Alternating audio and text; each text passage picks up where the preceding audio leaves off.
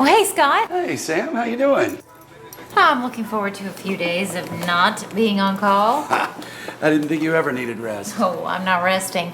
I've got my whole family coming into town this weekend, and they're expecting me to provide the entertainment. What's wrong? I think he's choking. Are you choking? I'm gonna help you.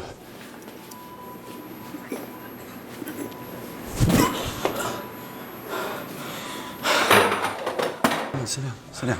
Choking occurs when food or other items block a person's airway.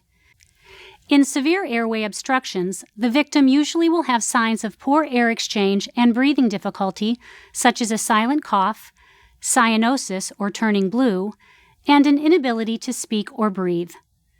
The adult or older child may clutch the neck with both hands, making the universal choking sign. This is a signal to ask if the victim is choking. If the victim nods that he or she is choking and cannot talk, you must act. In a standing or kneeling victim, you'll perform an abdominal thrust often referred to as the Heimlich maneuver.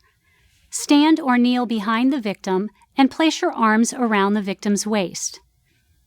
With one hand, locate the navel. Then make a fist with the other hand. Place the thumb side of your fist against the victim's abdomen, just above the navel and below the breastbone. Grasp your fist with your other hand and press your fist into the victim's abdomen with a quick, forceful upward thrust. Repeat thrusts until the object is expelled from the airway or the victim becomes unresponsive. If the victim is too large for you to wrap your arms around the waist, pregnant or overweight, for example, wrap your arms around the victim's chest and do chest thrusts instead of abdominal thrusts. If your attempts to relieve choking in an adult or child are unsuccessful or the victim becomes unresponsive, send someone to activate the emergency response system. Perform CPR using the CAB sequence with one exception. Each time you open the airway to give breaths, look for the obstructing object in the back of the throat.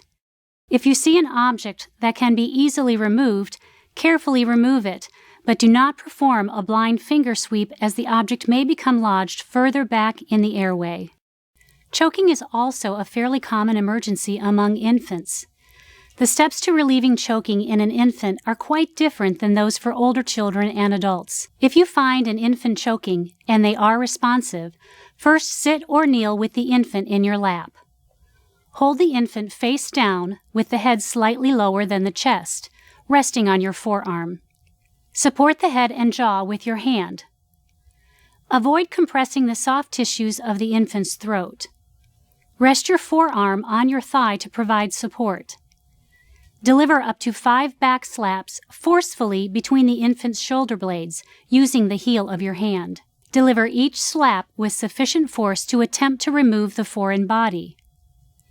Then place your free hand on the infant's back, supporting the head with the palm of your hand. This will cradle the infant between your 2 forearms as you turn the infant over while carefully supporting the head and neck. Keep the infant's head lower than the chest and deliver up to 5 quick downward chest thrusts the same way you perform compressions, just below the nipple line, over the lower half of the breastbone. Do this at a rate of about 1 per second. Repeat the sequence of 5 back slaps and 5 chest thrusts until the object is removed or the infant becomes unresponsive.